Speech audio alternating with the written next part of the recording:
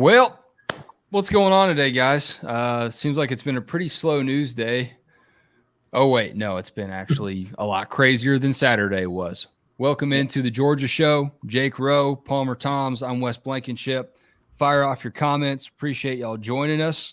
We'll let the masses congregate and gather here, and we will just flap our gums until y'all have something to say to us. I'm sure there's a lot of topics here. Chip on my shoulder with the Go Dogs. Congratulations, Chip. You are the first fan to comment, and I like your avatar. Hunker down one more time. I like that.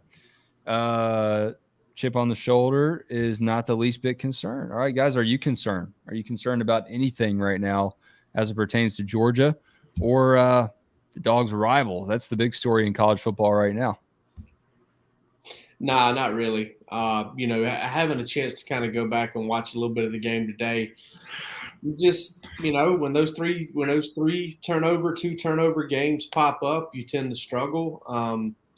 And there was something that I thought in real time that I said. I know I said it on the board, but Georgia was just, they were filling up, barrels of with momentum and just giving it, just putting it on a truck, taking it right over to the other sideline and giving it to Kent State, and still found a way to win by 17 points. Bad game. I don't think this is who Georgia is, and we'll kind of get to my thoughts on that kind of thing later on whenever we do stock report. Yeah, no, not concerned here either. Like Jake said, 3 turnovers. Kirby liked to refer to it as 4 after the game, counting the fake punt conversion that Kent State had. 3 turnovers, 4 turnovers, however you want to put it. You turn the ball over that many times, you give the other team that many opportunities to capitalize on, you're gonna struggle. And to go and win a game like that by 17, is pretty impressive, because there's a lot of teams that you do that and they are not going to win.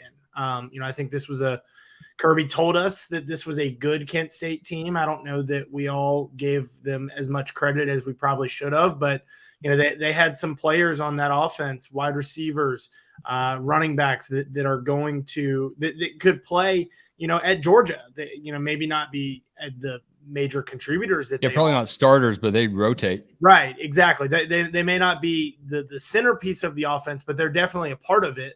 This is a Kent State team that went on the road and played Oklahoma, played Washington. They were not afraid of coming into Sanford Stadium, and whereas the Dogs come out and they sleepwalk a little bit for that noon kickoff. So not concerned here, kind of the result of, a bunch of different factors. And, ultimately when you come away with a 17-point win and everything that was going against you, I think that it says a lot about this team.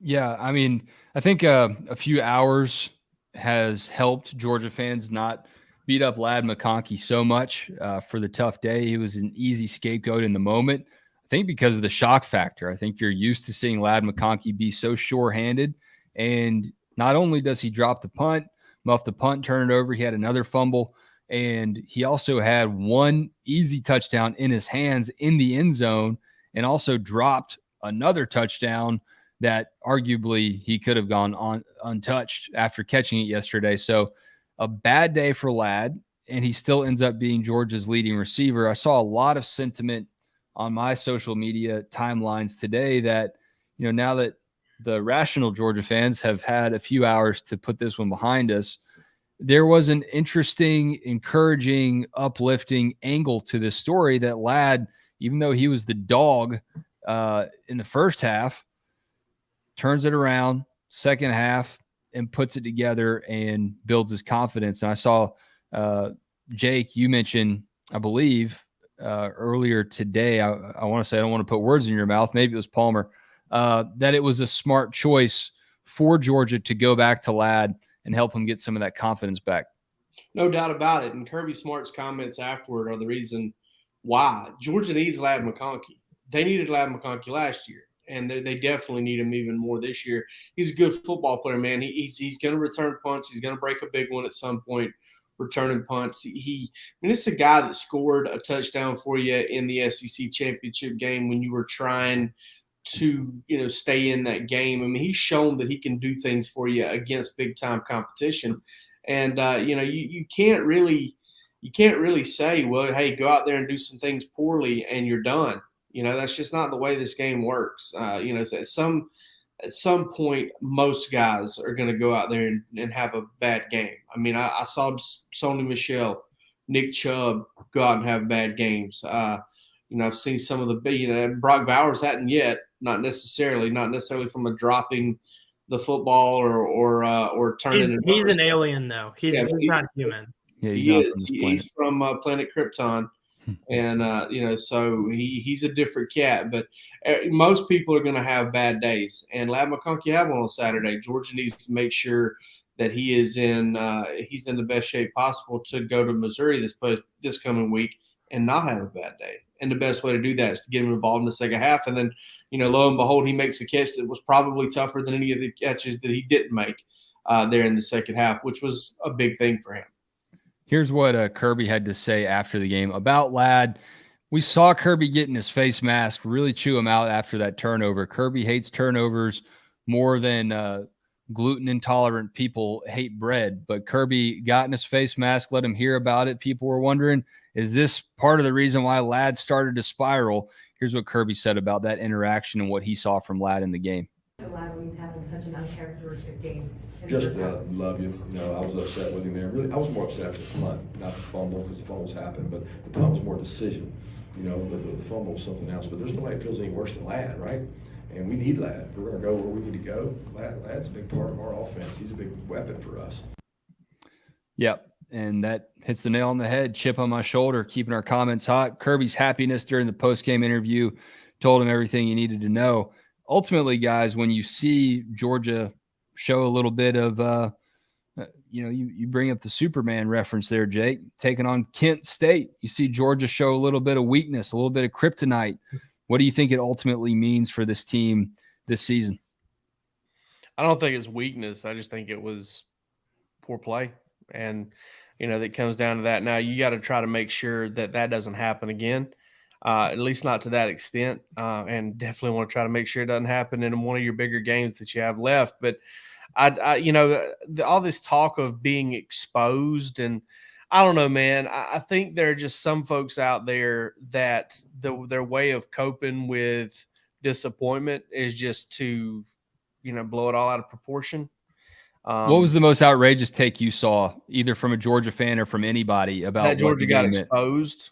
That somehow Kent State exposed. How? Oh, yeah. Kent State exposed that Georgia is capable of turning the ball over. Okay. That works. Because, again, Georgia continued to handle momentum with those turnovers, with those penalties. And Kent State was able to not get any closer than arm's length. Palmer, you wrote your sorry, Jake, go ahead. No. That's just what I had. I mean, I just it's kind of dumbfounding a little bit. Like, you just kind of got to look at this game and to say, hey, all right, listen, did my team come out and make me proud today? No. But is it the end of the world? Also, no. Did they get still that a dub? Really good football team? Yeah. I said that Kent State is the best one-loss team in the country, and part of me believes it. My Ohio State win team in the country. What did I say? One loss? One loss, yeah. Yeah, one win team, because they were crisp and they were sharp and they came to play.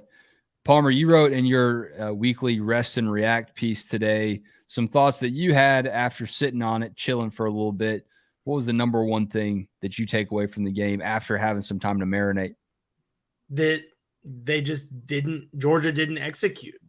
That they threw away several opportunities. I mean, go back and look at the red zone woes, the kind of the same problem that they had against Samford a couple weeks ago, but you didn't see it to the fullest extent. You didn't see it on the scoreboard, that game being any closer, because Georgia didn't turn the ball over 3 times. But, here Georgia fails to, get 3 times in the red zone. They kick field goals instead of punching them in for touchdowns. You change those, from 3 to 7. this game looks a lot different, even with those turnovers. You don't make those turnovers. You execute everything a little bit better, whether that's, controlling possession, red zone efficiency and stuff like that. You execute a little bit better, and this game looks a lot different. But Georgia still won pretty big. I mean, a 17-point win is nothing to, scoff at. And, I think that the rational Georgia fans are coming to realize that today. And then the other thing I realized is just Brock Bowers is a freak. I mean, I'm sure we'll get into it, but Brock Bowers, I know we'll get into another one of my takeaways later on Dejan Edwards, but Brock Bowers, man, I mean, that cat is different. When you watch him in real time, because on TV you've got, the high angle, the high view, you have that in the press box too. But does he look that fast? Because on TV, it really does not look like he is running that fast. It's like an optical illusion. And it almost seems like the defense sees that too. It's like they can't get the proper angle of attack on the guy. But before you know it, he's gone. I mean, he did it against UAB. That was his welcome to college football moment last season. Did it against Georgia Tech. We'll talk about Jeff Collins here in a moment, what that means for Georgia to see him go. But he did it again yesterday on that 75-yard. Did it against South Carolina. And South Carolina. I mean, it's like a weekly thing now. No, I mean, he doesn't – it's not like track speed. I mean, he doesn't look – game speed. Right. I mean, he when he's out there running, he doesn't look like Arian Smith or Matthew Bowling or somebody out there like that would running. But you – got to keep in mind that this is somebody who is 6'4", 240. I mean, just absolutely for that size to have that speed is freakish. There is no way to describe him other than he is a freak of nature. Georgia has two freaks of nature in that tight end room with Darnell Washington. And every time that Kirby gets asked about Brock, he makes sure to bring up Darnell as well. Because smart. A lot of things that Brock does don't happen without Darnell. I mean, go look at that 75-yard touchdown. There's a kick out block from Darnell Washington that opened things up, and Brock, gets the credit for it because he runs 75 yards to the house and out, makes that, beats that guy to the defender to that spot and coming in on an angle there. But that doesn't happen if Brock doesn't get past that line of scrimmage and Darnell doesn't make that block. So two freaks of nature in that tight end room. One is clearing the way for the other. And, I think both, if you can get the ball in their hands, they can do special things with it. Brock is like that old school, like Notre Dame Four Horsemen kind of football player. It looks like he's from a time portal. It looks like he does not even belong in modern day football, yet here he is still embarrassing defenses. And I think that says a lot about what Todd Monkin's able to do, whether it's before the snap, getting him involved, but somehow, there's 3 games of tape now. If you're Kent State, 4 games of tape moving forward, and Brock is still shredding everybody. Yeah, he there's somebody that covers Georgia, a colleague of ours. Don't want to bring his name up because I don't know if he wants his name on this, but he always kind of says when Brock gets the ball and gets going, he's like the ghost of Red Grange. He just kind of seems like an old school arms and legs going everywhere. It's not smooth. It's not like a track star. No, when he finally crosses the goal line, he looks like he's just relieved to still be alive sometimes. Yeah, running like he's lost his mind. Yeah. But I mean, I tell you what, I don't necessarily think about whether or not he looks fast anymore, just because I know he is. I just know he is. So I told you, during or post game the other day, or maybe it was during the game. I mean, he's almost in that Nick Chubb, Todd Gurley area where I'm like, every time he touches the ball, he breaks the tackle. If he's got a little bit of space to get going, I feel like he might take it all away. Almost. I mean, he's definitely in that because, he has 3 carries on the season. He has 3 touchdowns there. Yeah. I mean, obviously he's catching the ball as well, but he has shown, and I wrote this today, he has shown that he is just as dangerous as a ball carrier as he is as a receiver. I mean, and that is scary. I would counter with the idea that most of his ball carrying stuff is almost in the gimmick play thing. So He's it's not running almost between the meant to be- tackles. it's meant to be big play type stuff. Whereas he doesn't really have to give anybody the body blows to kind of loosen up a defense like other running backs do. But I mean, he brings more in the passing game. I mean, when you could catch a little tight end hot pass over the middle, that's like supposed to be a 12-yard gain, and then get through 2 tacklers and go 75 yards or however long that was, or 80-something yards. I can't even remember. That's special. I mean, he's done it over and over and over again. There'll never be another tight end, I don't think, in Georgia history that will put up the big play numbers that he has. The plays of 50 yards or more. I think he's probably got 5 or 6 of them at this point. I mean, that's probably blown any Georgia tight end record out of the books at this point. I mean, he's got 2 this year. Yeah. And I know he had at least 1 last year. So Vandy, I want to say. I don't know if he had one of 50 or more against Vandy. He had the one 50 against more. I thought, UAB. I think Georgia Tech was above that. Right. Yeah, Georgia Tech. There you go. So there's 4 that we've come up with. Yeah, just at least that many. Got some comments coming in. I'll definitely highlight y'all in a moment, but I want to give a shout out to our crew over at Breaking Tea, and they are highlighting the NIL release of some really cool Georgia merch and apparel right now. Got the link in the description of the show. If you're watching on replay, believe it's in there now as well. So follow that, peruse, see what they got. They got some cool stuff from the mailman. They got some cool stuff. Speaking of Brock Bowers with the sweet stiff arm right here, and Christopher Smith with the Savage pads and the salute, picked up another set of those yesterday against Kent State. And Darnell Washington leaping the defender there, and some other sweet stuff too that you will definitely enjoy. You could always use another Georgia shirt, right? Can't have too many. Speaking of the comments here, we have a very active section made up of Chip on My Shoulder and Matthew C. tonight. Matt says the dogs will be fine. He had an adult beverage-induced knee-jerk reaction. Who hasn't had one of those? But he says in the light of a new day, he knows Kirby will fix it. Wonders if Deion Sanders. Let's start talking about Tech. You knew we were going to talk about it tonight. Jeff Collins out, according to reports from the AJC. He wonders if Coach Prime would be the best hire for Georgia Tech, or Chadwell. I don't know about that one. I think Georgia Tech's in a lot of trouble. And we talked about this last week. I think we all saw the writing on the wall, guys. I mean, this was going to happen at some point. But Tech, again, just continues to fall into football anonymity. And that's troubling for a brand that historically meant a lot. But now it really does feel like an ancient relic. Do you guys have any feeling, any kind of vibe of who you think Tech might try to go after? I mean, I think they should go after Deion Sanders because they need a splash hire like that, while also getting the stars to align for that program to get back on the map. I mean, listen, there's a 1 in 500, I'll say, chance that program's ever going to be worth anything anymore.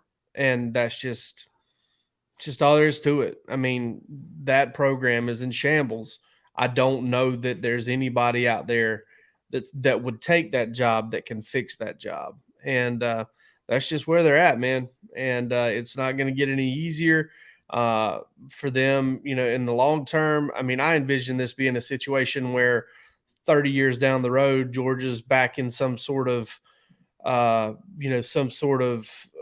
pre-Mart Rick, Kirby Smart type 2000s thing where maybe they're, kind of just plodding along and making bowl games or something. And they're still beating Tech because Tech's awful. So I don't see anybody being able to get that thing back on track. Yeah, I mean, as far as Deion goes, I just don't know. From everything that I've seen and heard, is that he would. I don't know that would be a great fit for him. That he might have some trouble. With the academic restrictions that are put on, Georgia Tech and coaches there.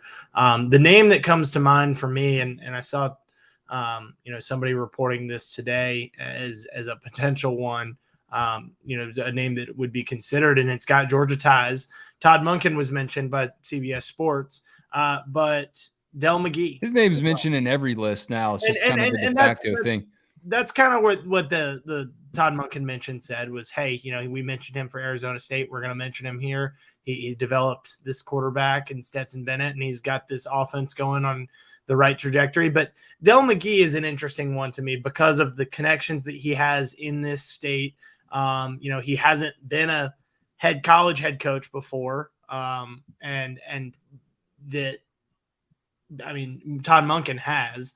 I think that the connections that Dell has in this state, from his days coaching in high school, but also his days recruiting at Georgia, he's built up a great relationship with coaches around this state. The kind of thing that would be incredibly beneficial to Georgia Tech trying to recruit in the state of Georgia, where it's already so difficult. And to me, that's a hire that could be impactful on Georgia as well, because I think you would look at, I think he would look at some of these other Georgia assistants, that aren't coordinators now, to maybe try and sway them to come with him to Tech as coordinators. Take a Trey Scott, for example, somebody that doesn't really look like he's in line to receive a defensive coordinator job at Georgia. With Glenn Schumann here currently and Will Muschamp here, as well. Those two guys sharing that title, he would appear at least third in line, or at best third in line for Georgia defensive coordinator position. Would that be somebody that if Dell were to get that job, maybe he tries to bring him over as a defensive coordinator? Brian McClendon is somebody that has offensive coordinating experience that isn't an offensive coordinator right now. Those are a couple names that I think, how it impacts Georgia. Dell McGee is somebody that I have, seen on some watch lists already. It just doesn't feel right, man. It doesn't feel natural. It doesn't add up to me. I'm not saying that he wouldn't consider it if it happened. I remember McGee's name came up the last time Tech was trying to fill this job, and Georgia was able to hold on to him. But I think the Georgia ties, Columbus area, that all makes sense to me. That adds up. It just, the Georgia to Georgia Tech thing, it just so rarely happens. It's just strange to think about. I asked Kirby, gosh, it was Paul Johnson's last game. I didn't know Paul was about to be let go. I think it was one of the last questions in the post-game press conference. I brought up to Kirby, you guys have to spend a lot of time each season preparing for the triple option. How much longer do you want to feel like, you're going to have to go up against this weird offense? And Kirby, I think, knew that Paul was going to be canned. It's the only way I can explain why he said what he said. But he said, you wait long enough, you won't have to face it any longer. Sure enough, reports came out that weekend or that week that Paul was out. So now Tech's in a different stratosphere, though. They were trying to lure a candidate as someone that was going to take over for the triple option and install whatever they wanted to do and do this crazy transition away from that. Now you're just trying to transition away from being bad. I mean, they're worse than they were with Paul Johnson there. And I don't think Jeff Collins, I think part of the package deal, part of the equation that led to him, getting the boot was the fact that Tech never beat a team that finished the season with a winning record. I mean, that's horrible. Yeah, they tried to modernize, and it just resulted in a bunch of lost ball games. And I'll say this though. I mean, I think somebody's going to get a really good defensive coordinator now that Jeff Collins is back on the market. He's done a good job at a lot of different places. But they tried to modernize so that they could recruit, and they found out they can't recruit that well. And there you go. I think part of the equation here too, my last point on this before we move on and actually talk about the team that we're paid to cover, is the fact that Jeff Collins did understand that this era of NIL and branding was on the horizon. And I remember getting a tour of Georgia Tech's facilities. He was all about Georgia Tech's brand for the 404. He was made fun of because Georgia Tech never won anything. But I saw where his head was, appealing to recruits in Atlanta, how big of a deal that is, how hot of a city that is. On paper, it makes sense, but it's a lesson now that in this NIL era, I think is very important. You can have all the branding nailed down. You can have the, transition from the Rambling Wreck into a Lamborghini or whatever they did with Adidas. I mean, you can do all the cool stuff. You can have the great videos made and the high-tech productions made, no pun intended there. But if you don't win football games, none of that stuff matters.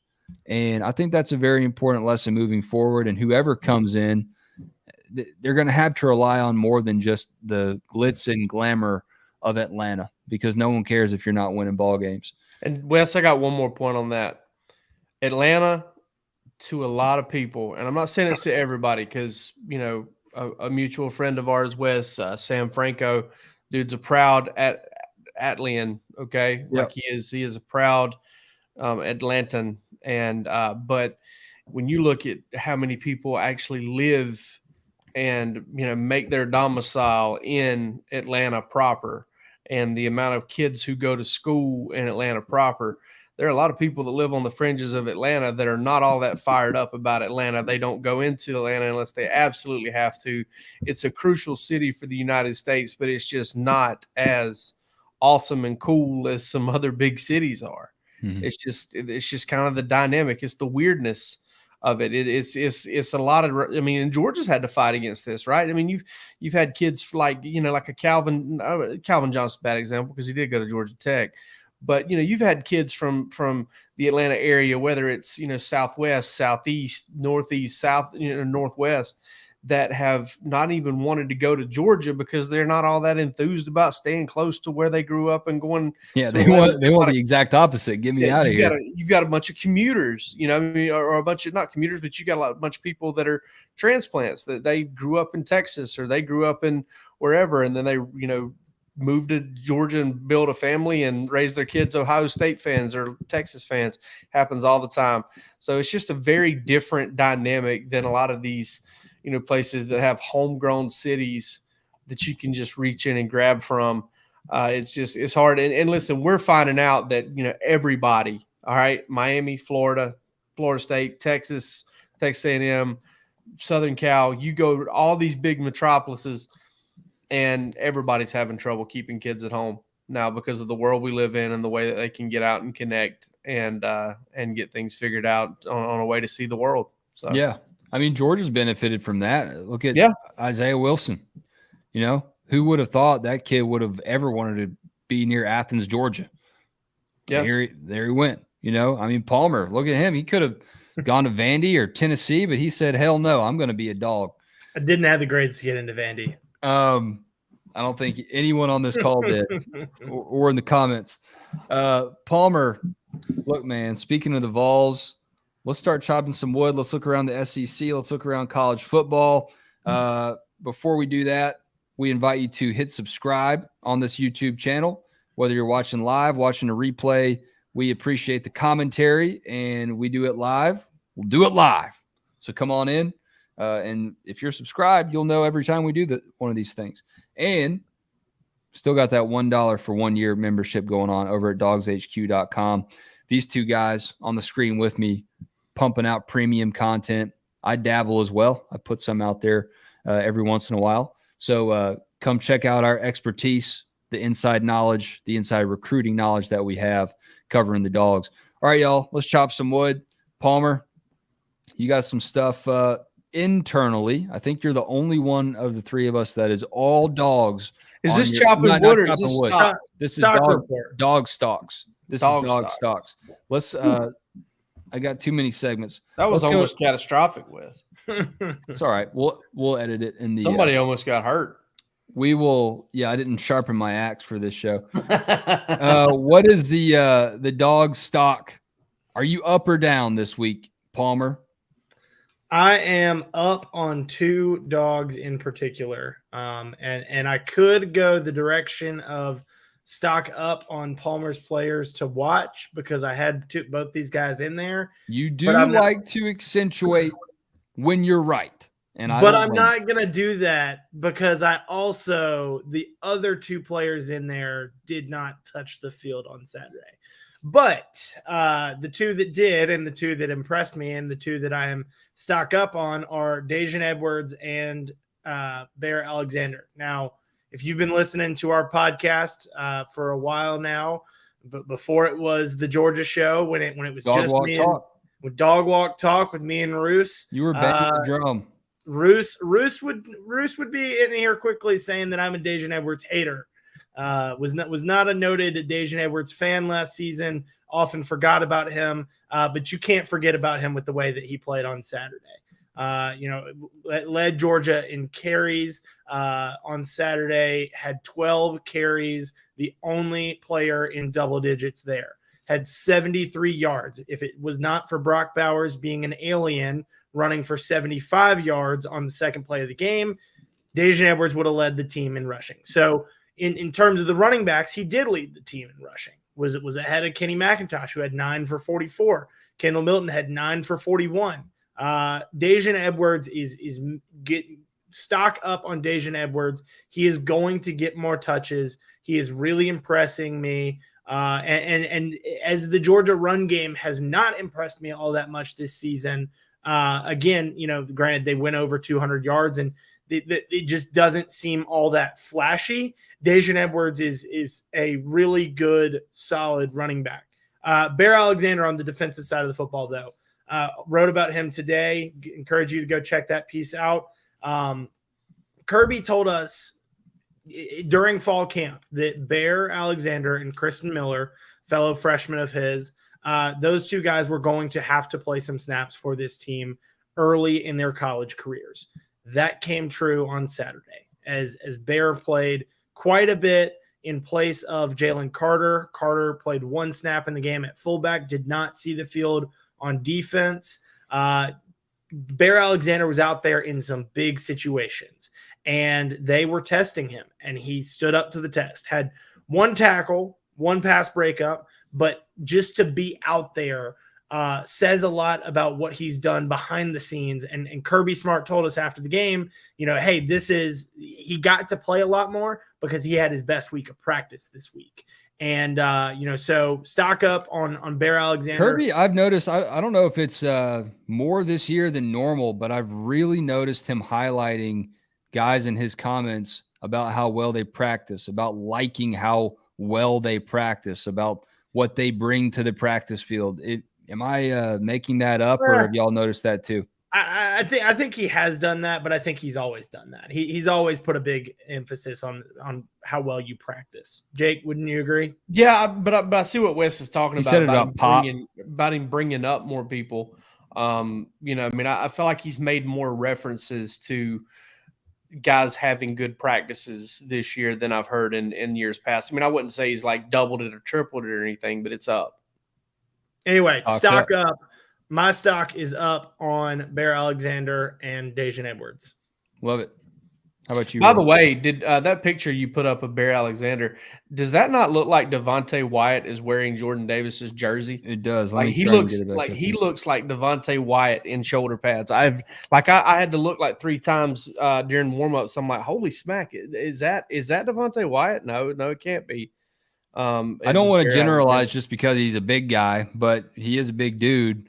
We're getting any indication that Georgia's really going to have to manage his weight like they did with Jordan Davis? I don't think so. He looks to be in incredible shape there. I mean, the thing about Jordan Davis is Jordan Davis is 6'6", just a massive human being. Like he's one of those guys that, he can eat bad for 6 days and put on, 15 pounds. He could also, he could also drink a lot of water and intermittent fast for 6 days and lose 20 pounds, So But no, I haven't heard anything about that with Bear Alexander, and he's just a different cat. I think he's going to be more in the 6'2", 6'3" range as opposed to that 6'6" range, carrying 350. Really pounds. impressive that he came back too after that injury in the spring. So I just pulled up the listed height and weight on all three of those guys that we've mentioned here. Jordan Davis, 6'6", 340. Devontae Wyatt, 6'3", 315. Bear Alexander, 6'3", 305. So very much so see that comparison between Devontae and Bear. Obviously, Bear being a true freshman can shift that weight around. That 305 is going to get shifted around in good ways. Probably already has started to get shifted around. And we're talking about Wyatt's numbers as a senior at Georgia, a future first round pick. Just months before that. So, not saying Bear Alexander is going to be a first round pick, but he could. No, I think that's what you're saying. I think you can go ahead and claim that. Jake, stocks up, stocks down. All right, listen, I only do stock ups. Okay, I'm just I just ask my people to judge me on my losers because there are so few. Great reference, Jake. Yeah, I love that. God, I could watch it right now. I could watch that movie 24 hours a day. Lions and Tigers and Bears. Listen, I got stock up on Ohio State, Alabama, Michigan.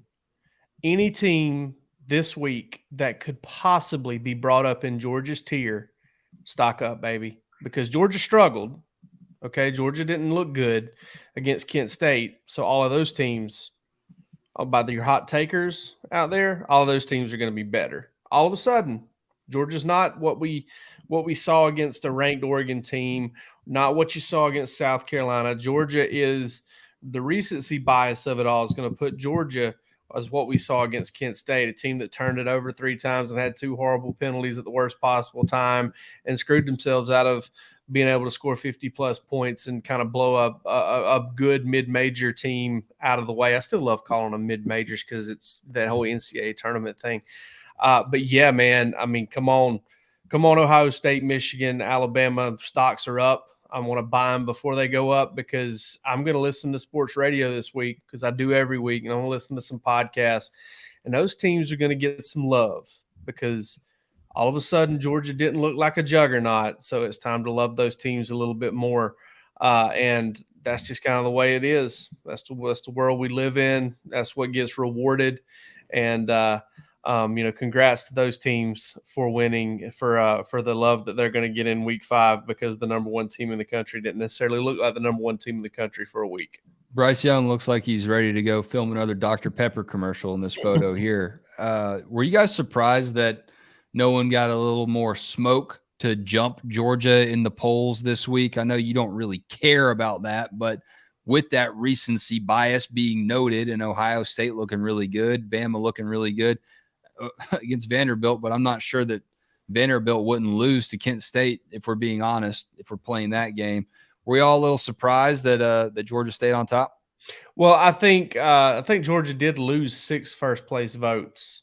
Okay. And Ohio State may have gotten those because Ohio State either had 1 or none last week, and it had, I think, 4 or 6 this week.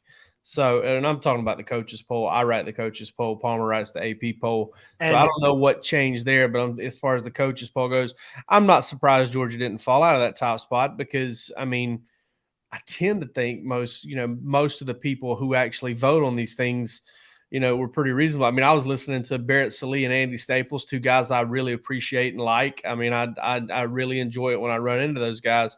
And, they were talking, oh, well, maybe Georgia isn't as good as they were last year on defense.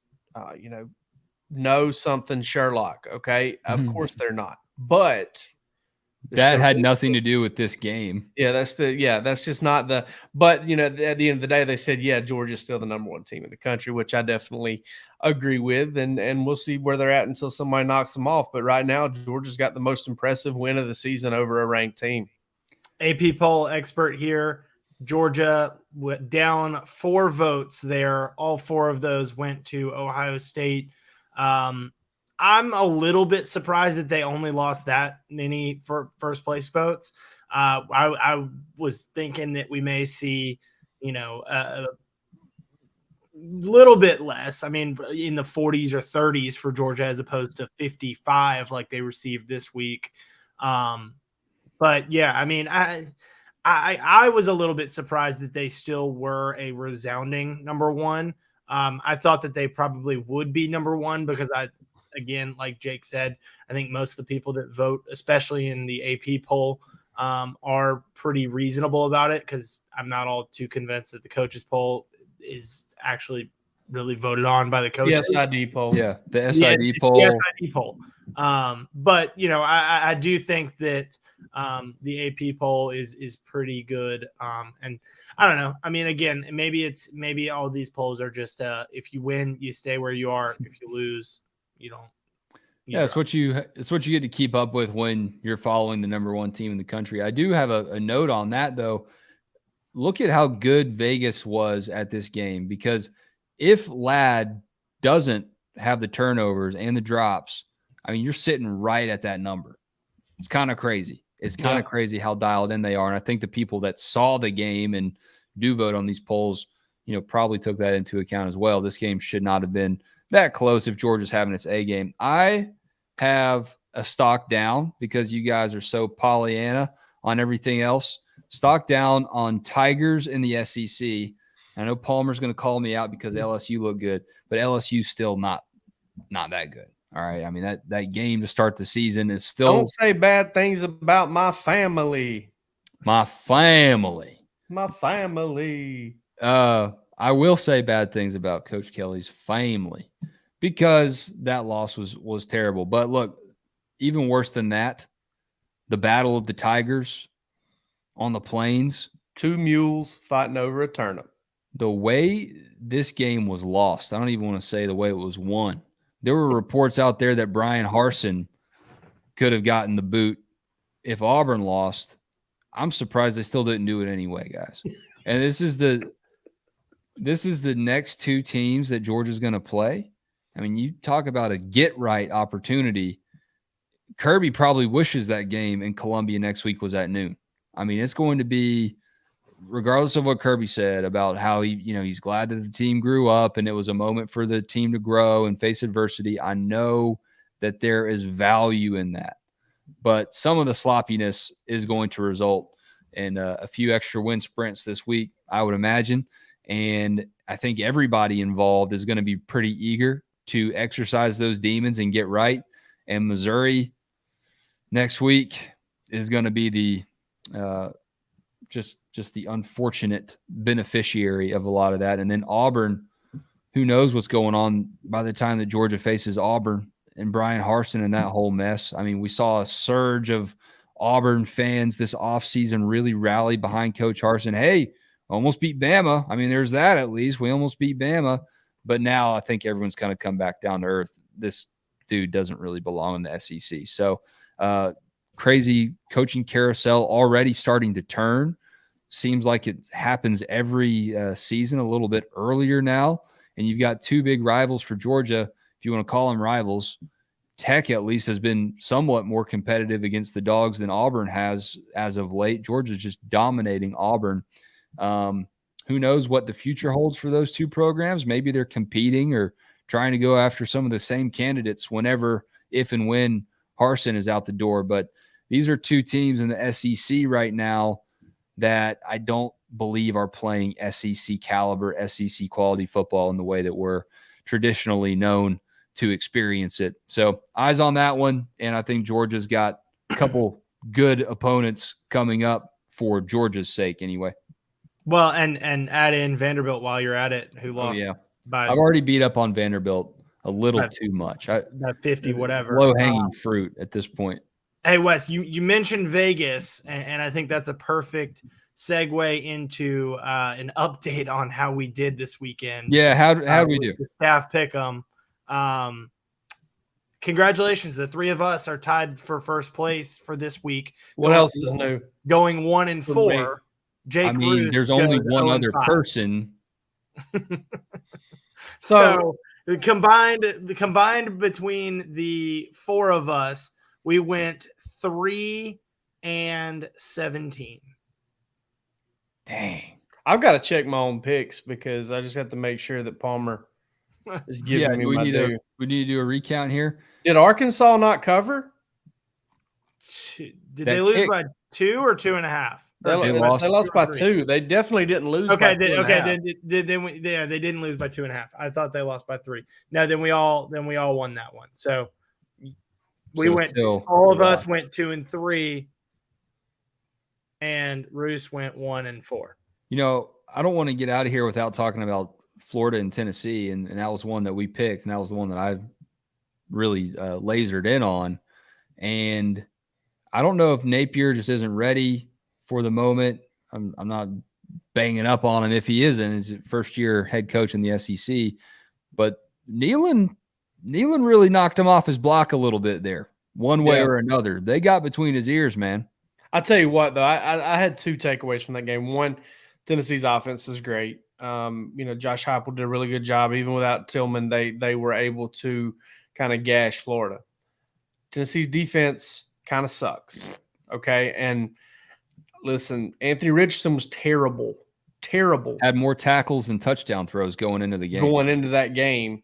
He wasn't even – I mean, I know everybody blew him up about what happened at Utah, and he did some really athletic stuff in that game. He wasn't even good in that game. And then he comes out there and kind of carves Tennessee's defense up. They kind of ran out of gas and weapons and ammo there. They're kind of at the end and still got back in it. I'm high on Rocky Top's offense. I am not high on what Rocky Top's going to put out there defensively, and I think that's what's going to kind of make it a little tough on them to hang with the likes of Georgia and Alabama whenever those games come around. Sure.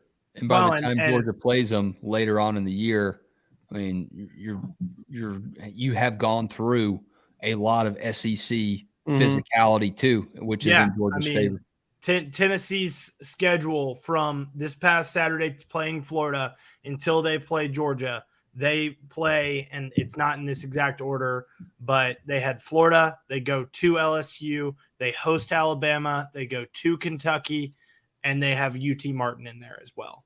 So 4 out of 5 games, 5 out of 6 if you want to include that Georgia game against ranked opponents. So meanwhile, Georgia's going to get the 3 worst teams in the SEC and then a week off.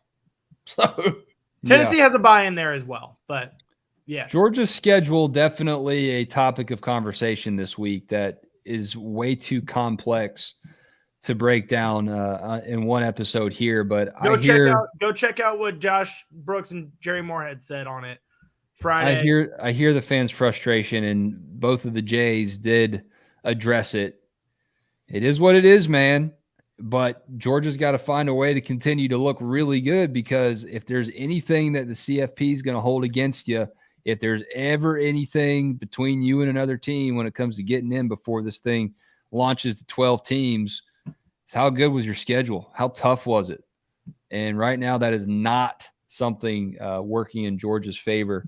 But yeah, I mean, when you look at Tennessee, you look at Kentucky, you look at Florida, still got to think that Georgia should feel good about its chances to navigate that schedule. But it is a 1-game season each week, and a lot of crazy things happen in college football, guys. Thank y'all for listening. Thank you for tuning in. Really appreciate Chip on my shoulder, really keeping us active tonight. I hope Glenn Hartley's okay. A little quiet tonight. But Matthew C., Chip on my shoulder, well done. You guys have earned your hardware tonight in the comment section. Any final thoughts, fellas? Missouri coming up, big night game for Georgia. Columbia, typically not a place that gives Georgia too much trouble. It's not exactly a hostile environment. But what are y'all looking forward to for this trip? And looking forward to maybe going and seeing Albert Pujols play one of his last few games as a major leaguer. 700. Get some barbecue from the shaved duck. Sadly, Palmer will not be joining me. We usually have pretty good time on the road trips. We're only going to send one person, and not looking forward to a 6:30 local kickoff. a late game and then a 6 a.m. flight back to Atlanta the next morning because it's a 2-hour drive back to my hotel in St. Louis. So that's going to suck. Yeah, One I'm of those looking forward college to. towns that just don't help you out geographically. Yeah, I am looking forward to staying home. Jake, safe travels to you. I know we'll catch up on Wednesday on here, and I'll see you tomorrow. I'm already tired just thinking about it. Yeah, but yeah, I mean, looking forward to seeing Georgia get into the bulk of the SEC play.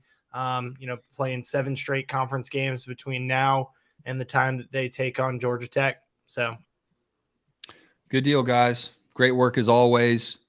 Jake, we will strategize. I'll help you plan out your trip. I'll help you out with your budget, your stay and your restaurant visits. I know that you need some assistance on that. You're a busy guy. So we'll rely on the message board over at Dogs HQ. I know everyone will have some recommendations when they're done worrying about Georgia's victory over Kent State. Thank you all for listening to the Georgia Show. Thank you for watching it. As I say, every time we do this, we can't do it without y'all. Y'all are a fun group to chat with, either on these streams or on the board. We love it. It's a fun season. It's a good team. We'll talk more later on this week. Peace.